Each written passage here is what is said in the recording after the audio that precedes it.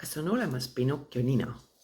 Ehk siis, kui keegi valetab, on olemas ju tore müüt, et tal peaks hakkama nina kasvama, nagu Pinocchiol selles muinasjutus.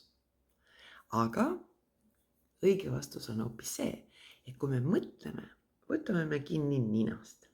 See on väga tavapärane. Või näiteks mudime oma lõuga, või näiteks, kui me midagi meenutame, võtame siit nii-öeldes nina juure ülemise osa pealt. See kõik näitab, et me mõtleme. Ja see, et eksisteeriks nagu Pinocchio nina, ei vasta absoluutselt tõele.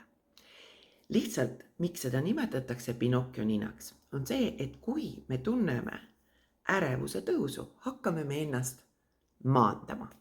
Ja väga sageli, nii nagu näitavad Desmond Morrise uuringud, on see, et me hakkame just nimelt maandama nii-öeldes rinnaosast üleval pool, ehk siis see vastab küll õige tõele, et kui keegi hakkab valetama ja tahab näida hästi rahulikuna, siis ta hakkab ennast igatipidi kohendama. Aga mitte siis nii, kui te näiteks flirdite, siis te teete seda liigutust ja kohendate oma juukseid, et oleks nagu parem vorm nii-öeldes vastaspoole jaoks.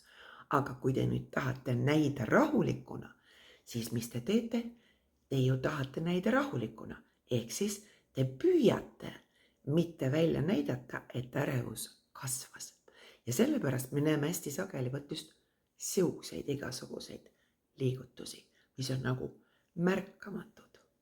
Ja tõepoolest, ja siin üleval pool, nii-öeldes, nii et Desmond Morrisel oli õigus, aga Pinocchio nina müüdil kindlasti pole mingit tõepõhja.